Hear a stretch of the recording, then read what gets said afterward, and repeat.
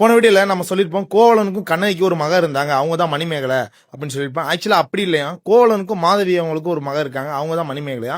நம்ம ஃபாலோவர் ஒருத்தர் கீழே கமெண்ட் பண்ணியிருந்தாரு, அதுக்கப்புறம் தான் நான் போய் பார்த்தேன். ஆனா சின்ன பிள்ளைல நான் படிச்சது அதான் நான் உங்களுக்கு போன வீடியோ நான் சொல்லியிருந்தேன், கரெக்ட் பண்ணிக்கோங்க.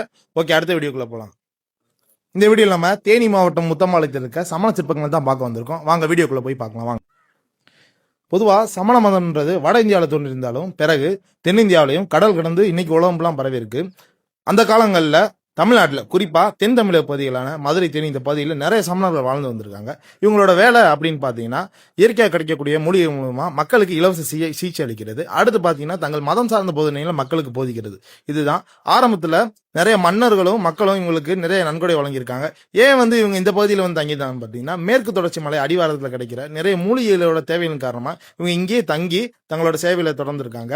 ஆரம்பத்தில் செழித்தோங்கிய மதமா சமண மதம் இருந்திருக்கு. பின்னாடி சமண மதம் மீதான எதிர்ப்பு அதிகரிச்சு ஆதரவு குறைஞ்சதுனால சில காரணங்களால சில சமணர்கள் கழுவேற்றம் செய்யப்பட்டாங்க.